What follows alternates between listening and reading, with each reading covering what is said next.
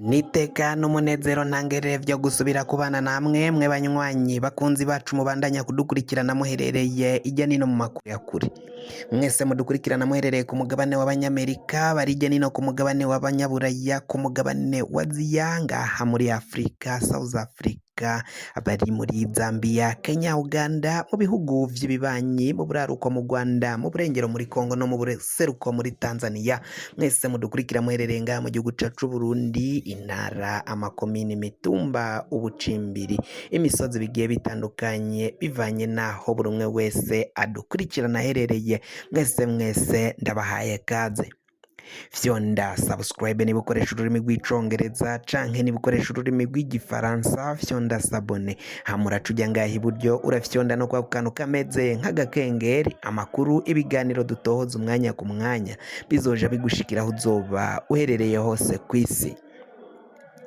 Amakuru agezweko ariko aravugwa ngaha mu gihugu cacu Burundi, reka tuyatangurire mu Rumonge. Icikagurika ry'umuyaga nkuba kuri ubu ngubu rirateje abantu ingorane, barimo barasaba ko ubutegetsi bujejwe igisata c'umuyaga nkuba, igisata c'amatara, ko ariko aragenda babura amatara mwanya ku mwanya, bakaba basaba abo bajejwe mw'ico gisata c'umuyaga nkuba kubatunganiriza kugira ngo baronke umuyaga nkuba uriko uracikagurika, kuko ngo abariko barahahombera vyinshi. Abasanzwe bafise ibinyobwa, ibiribwa bikonjeshwa bishirwa muri mu mashini ya freezer canke refrigerateur, amafrigo n'ibindi, bariko bavuga ko bariko bahahombera vyinshi cane kubera igenda n'ibura ry'amatara. Umuyaga nkuba uriko uracika buri mwanya, kuko ngo benshi bararafise ibikoresho bikoresha nyine umuyaga nkuba biriko birahononekarira, bigahita bisha bituriwe n'uwo muyaga nkuba.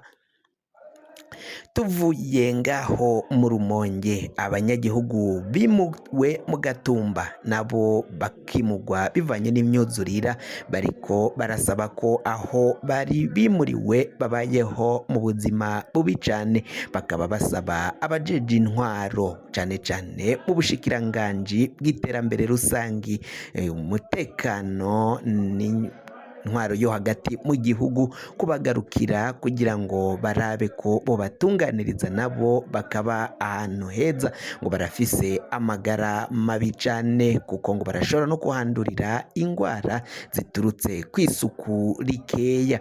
Aho rero abo banyagihugu bimuwe mu Gatumba basaba ko bosubizwa aho bari baje bava, kuko imyuzurira ngo yahejeje kugabanuka.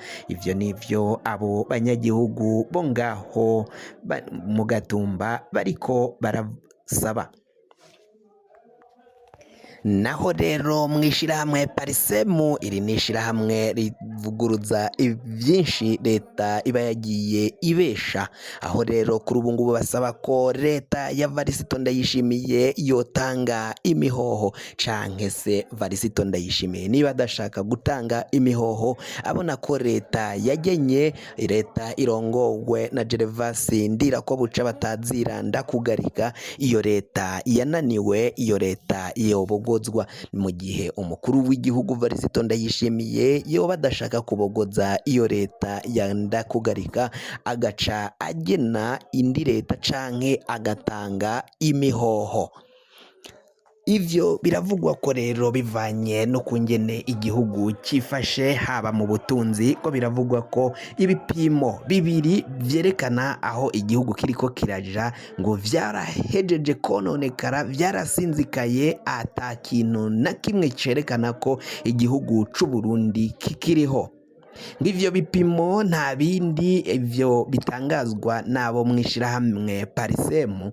Baravuga ko rero igipimo ca mbere ni ukuraba ukungene amadovize igihugu gifise angana. Ngo igihugu kirakwiye kuba gifise amadovize kibitse mu kigega, ayo madovize akaba ashobora kumara amezi 6 yose, igice c'umwaka, igihugu gifise amadovize yo kwinjiza ibintu bivuye hanze mu makungu, ngo none igihugu c'u Burundi nta n'idevize na rimwe kibitse ngaha mu gihugu mu kigega ca leta, ngo kandi ayo madevize ikindi ngo hatunganyijwe ukungene akoreshwa nabi, harimwo ubusuma. Ubwo busuma ngo burakogwa n'abategetsi, abari mu butegetsi nibo banyonora ayo madevize, nibo bayabitse. Ngo ivyo bikavuga ko n'ubusanzwe igihugu c'u Burundi cari gikenye ayo madovize none yajemwo ubusumwa, ngo uko kuyatunganya nabi nivyo vyonyine bituma ivyunyuka igihugu c'u Burundi kikabandanya kuba igikene kurusha gusumvya uko vyahora.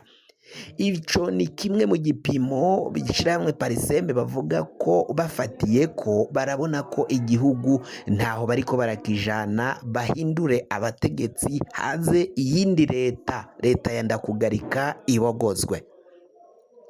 Igipimo kigira ca kabiri ni ibitoro igihugu kibitse kishize mu bigega vyo kuzokwifashisha navyo mu gihe c'amezi 6 bataja hanze kugurayo ibitoro. Mu gihe ibitoro vyabuze vyibuze igihugu kikaba kibitse ibitoro vy'amezi 6. Ngaha mu gihugu c'u Burundi nta n'inima iboneka ku masitasiyo, ku bituro banyweraho bitanga igitoro, nta gitoro uca uharonka. Ivyo byose ngo bikaba biboneka ko rero ibiriko biragenda bibera ngaha mu gihugu cacu c'u Burundi, biboneka ko hari icinyegeje inyuma nyine, ko igihugu ntaho bariko barakijana, bariko baragitembagaza. Ibitoro vyarabuze, amamodokari, imiduga n'amapikipiki ku masitasiyo ya essence canke y'ibitoro aratonda gushika indwi cyangwa ukwezi guheze batari baronka ibitoro. Akarorero mu gihugu kibanyi c'u Rwanda barazigamye, barabitse ibitoro, ibigega n'ibigega vy'ibitoro. Iyo politike yabo bayitanguye cera cane mu bihe ibitoro vyari vyarazimvye canke vyarabuze. Leta y'u Rwanda yafasha abunguruza abantu, amajansi yunguruza abantu mu kubaronsa ibitoro, mu kugira ngo ingenzi abanyagihugu bo mu Rwanda babashe kwiyunguruza badahenzwe ku giciro kitazimvye, biciro bitazimvye. Ariko mu Burundi ngaha igitoro caragiye kirabura no kwiyunguruza bikaba ingorane. Imiduga bakayiparika, imoto bakaziparika, imoteri ku biyaga zigaparika, ubuzi bugahagarara. Ivyo byose rero ngo biraboneka ko igihugu cacu c'u Burundi leta ikitwaye itegerezwa gutanga imihoho, na Varisito Ndayishimiye nawe agatanga imihoho, ngo kuko ntaco ariko arayobora. Canke atatanga imihoho nabogoze leta, agena indi leta itunganiriza abene gihugu. Ivyo nivyo ishirahamwe Pariseme babandanya kugenda bashikiriza, berekana ukungene mu butegetsi bwa CNDD FDD atakindi kiriyo, nukunyinyurana, nukunyonya itunga ry'igihugu, n'ubusuma bukomakomeye cane. Benshi bakaba biyamiriza ubwo busuma bukorwa n'indongozi zo mu mugambwe wa CNDD FDD, umugambwe uri ku butegetsi, umugambwe wafashe ubutegetsi kuva mu mwaka w'2005 gushika mangaya.